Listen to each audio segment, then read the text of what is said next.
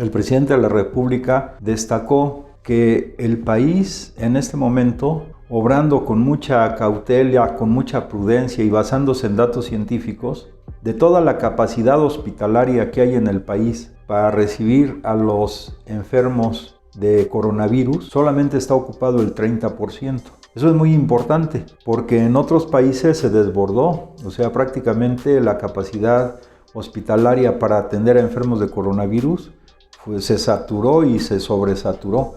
En cambio en México, como dice el presidente de la República, citando a Maquiavelo, hemos tenido virtud y fortuna en el sentido de suerte. Entonces hemos tenido virtud y fortuna, o sea, la virtud es que se ha contado con un cuerpo de especialistas muy importantes, pero sobre todo, como el presidente ha insistido, se ha contado con la concientización del pueblo de México, que es un pueblo extraordinario. Entonces, a pesar de los malos augurios de la derecha, de los conservadores, y de que aprovechan la situación dramática que vive la humanidad para estar atacando y atacando, queda muy claro, la capacidad instalada para atender a personas de coronavirus solamente está ocupado el 30%. Y lógicamente en las ciudades como la Ciudad de México o el Estado de México, la capacidad instalada, aún que llega más o menos al 70%, todavía se tiene capacidad para recibir a los enfermos del coronavirus. Entonces, en ese tenor se reafirma la confianza en las medidas que ha tomado el gobierno de la República. Ahora, ustedes verán que los conservadores, la derecha, siempre está atacando. Al principio querían o acusaban que el gobierno mexicano había tomado tardíamente las medidas, lo cual es absolutamente falso. O sea, se tomaron en el momento adecuado, en el tiempo adecuado. ¿Por qué? Porque hay un control científico. Y por otro lado, ahora que el presidente está hablando ya el regreso paulatino a las actividades, que mañana va a dar a conocer eso, ahora dicen que no, que se está precipitando. Pero afortunadamente el presidente de la República se basa en datos científicos. Y sobre ese tema pues se va avanzando. Eso es extraordinario, muy bien.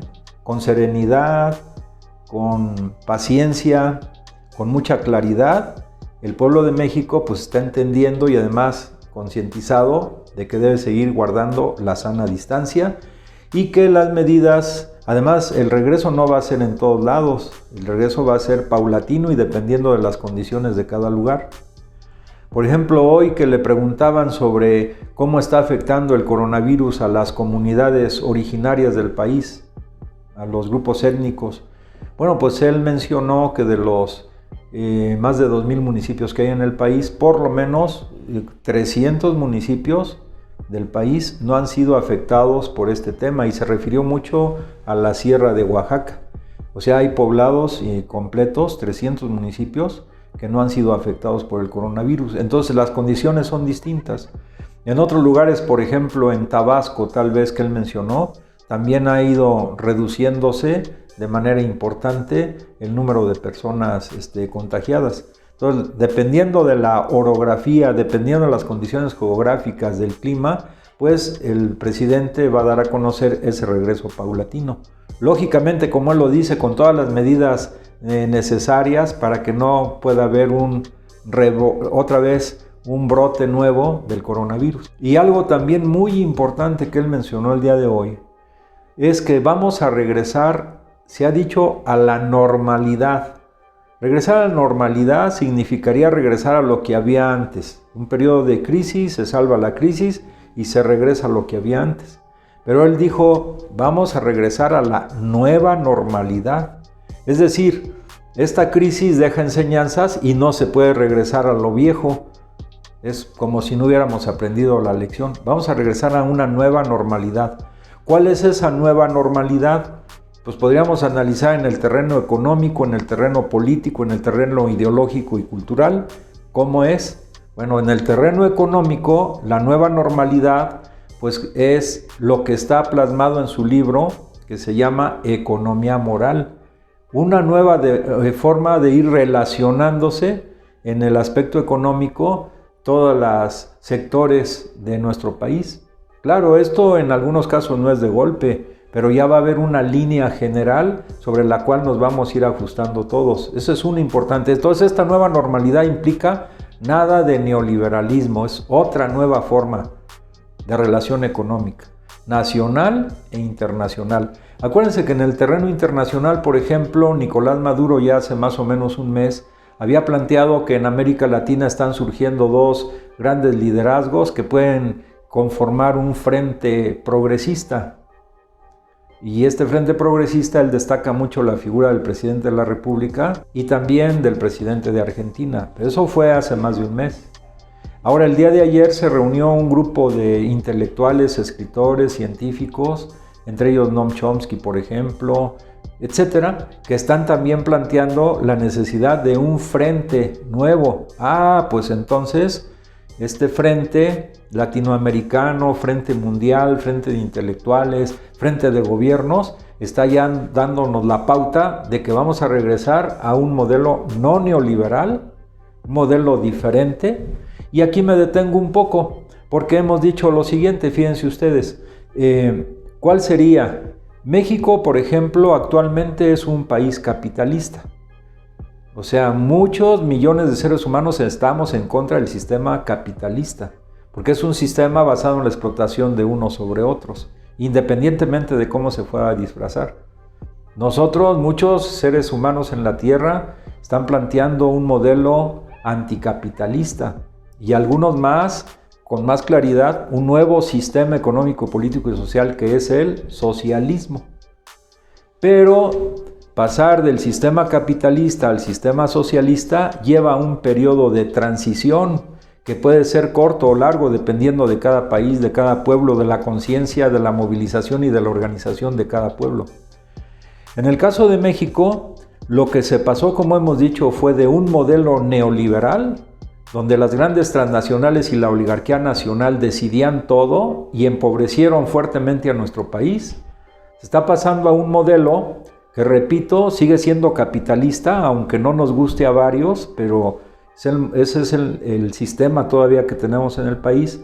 Pero ahora es un capitalismo de Estado, donde el Estado interviene activamente en el proceso económico, en su orientación, en su planeación, en su planificación de la economía. Y ya lo hemos dicho, destellos de esta intervención fuerte del Estado, pues es que se han creado empresas, por lo menos 3, del Estado mexicano. Pero además, como se establece en la economía moral, pues sí, yo diría es un capitalismo de Estado en el aspecto económico con economía moral. Que avancemos más rápido o más despacio, ya no solamente para cambiar el régimen neoliberal por un régimen de capitalismo de Estado con economía moral, que avancemos de ahí a otro, al cambio de sistema, no solamente de régimen, va a depender de la organización, concientización y movilización de nuestro pueblo.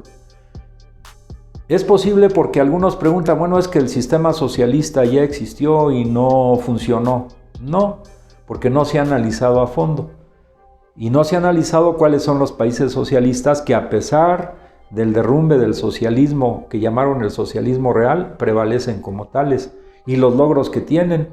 Uno de ellos es Cuba, que ahora es reconocido a nivel mundial y incluso algunas organizaciones están planteando que se dé el Premio Nobel de Medicina a los cubanos, porque en este momento tienen médicos cubanos en más de 65 países del planeta, ayudando a combatir el coronavirus. Y allí todo el sistema de salud en Cuba es gratuito, el sistema de educación es gratuito y los logros, por ejemplo, en deporte que ha tenido este país son extraordinarios porque el gobierno alienta. Es un sistema distinto, es un sistema socialista que no se basa en la explotación del hombre por el hombre, sino que los recursos que se generan en el país se redistribuyen de manera más equitativa entre la población de Cuba.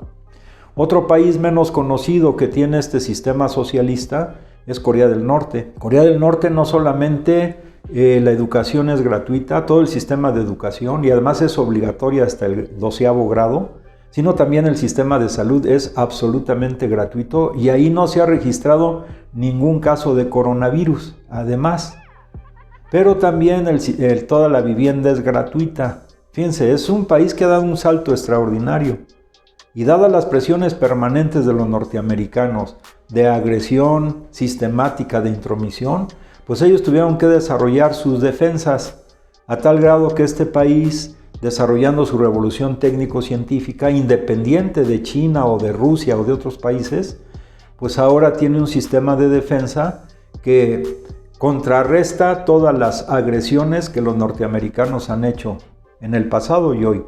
Es decir, ellos tienen ya su sistema de misiles, tienen satélites artificiales, tienen bombas no nada más atómicas, sino bombas de hidrógeno que son 1000 veces más potentes que las bombas atómicas que se lanzaron en Hiroshima y Nagasaki.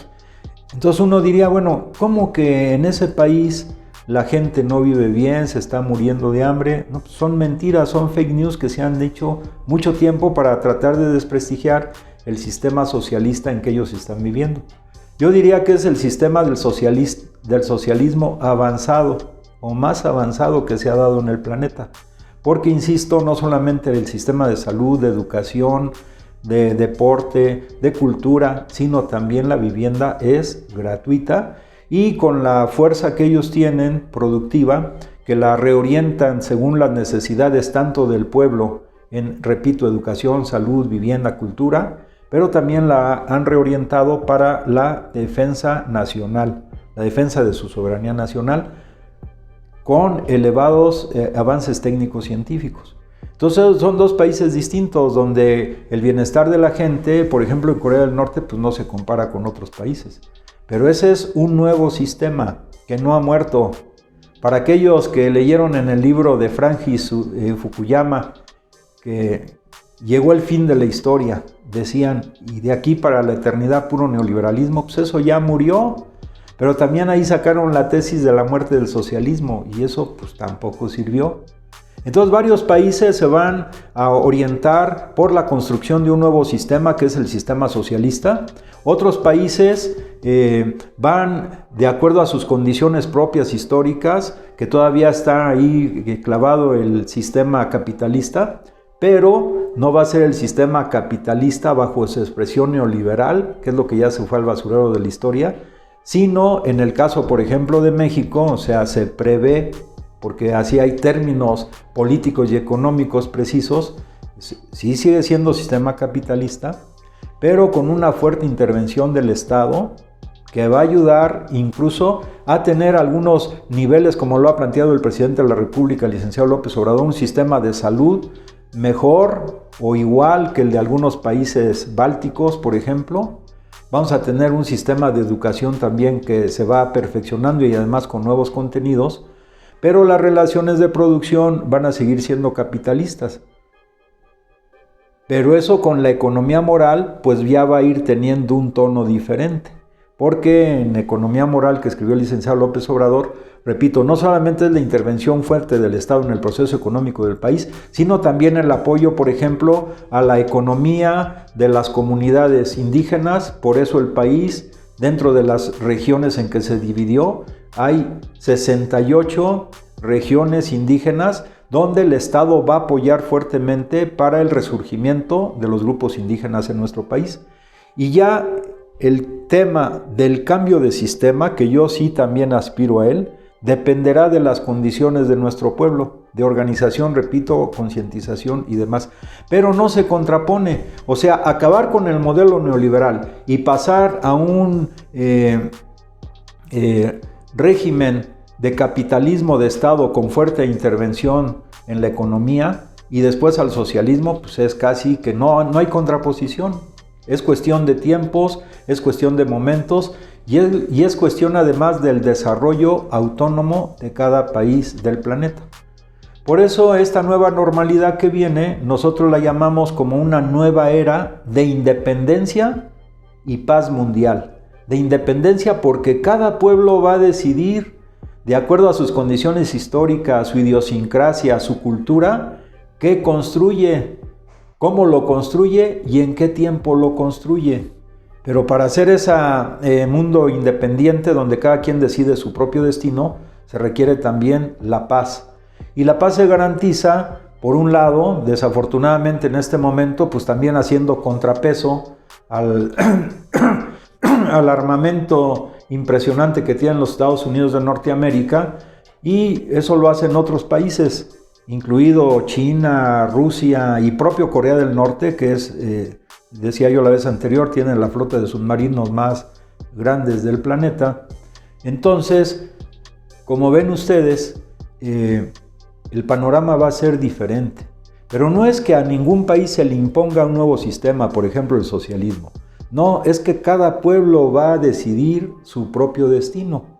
Y aquí tenemos una fortuna extraordinaria con el presidente de la República, Andrés Manuel López Obrador, porque él ha planteado lo sustantivo de este momento, fíjense bien, lo sustantivo de este momento, independientemente del sistema y de sus tiempos. Lo sustantivo es garantizar la independencia nacional, la soberanía nacional y contribuir con toda la fuerza del Estado a favor del bienestar y la felicidad de nuestro pueblo. Y que encabeza esa fuerza del Estado precisamente es el presidente de la República. Y de paso digo algo porque hay algunas personas que no entienden bien. A veces dicen, es que en México Morena no tiene el poder, tiene el gobierno. Pues eso no es cierto. El presidente de la República tiene el poder ejecutivo y ejerce el poder ejecutivo. Lo importante es que lo ejerce a favor del pueblo. Y el poder económico del Estado mexicano no es pequeño como algunos dicen, que es un Estado pobre. Están equivocados.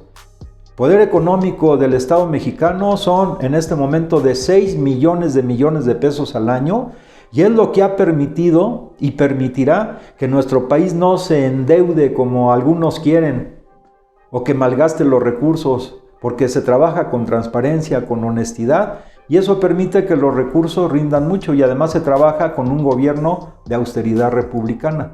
Por eso las medidas que ha tomado el presidente de eliminar el aguinaldo de los altos funcionarios, reducir el salario, pues es que así es la filosofía del presidente. No puede haber gobierno rico con pueblo pobre. Entonces la normalidad que viene no nada más es para México, es para todo el planeta. Y concluyo diciendo, cada pueblo se da sus tiempos y construye de manera independiente la sociedad que quiera. Ya decíamos, socialistas, Cuba, Corea del Norte, Venezuela está construyendo pues el socialismo del siglo XXI con su propio estilo, bajo sus propias formas.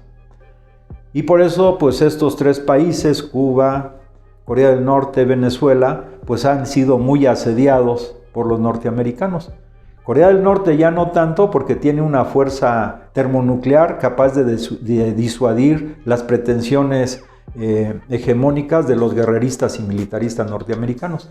Y yo creo que en ese tenor, ahora que venga esta nueva normalidad, seguramente, y es de desear, que el presidente de los Estados Unidos, Donald Trump, continúe sus pláticas de negociación con Corea del Norte para la desnuclearización de la península y el retiro de sus bases militares de Corea del Sur, de Japón, y que en esa zona que ha sido muy conflictiva también sea ejemplo de resolver problemas entre posiciones muy antagónicas como la que representa Donald Trump y la que representa un país socialista soberano, pero como ha dicho el presidente de México, los conflictos se pueden resolver por la vía del diálogo y la negociación política, como lo establece también nuestra Constitución.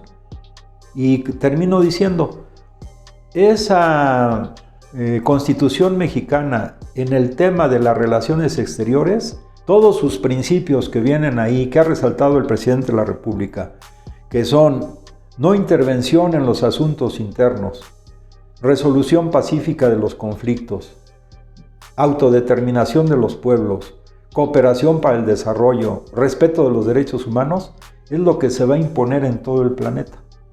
O sea, debemos sentirnos orgullosos de nuestra historia como mexicanos, de nuestro presidente de la República y de las acciones que está tomando, que no son de mirada corta, son de mirada amplia, y no solamente para México, para todo el mundo.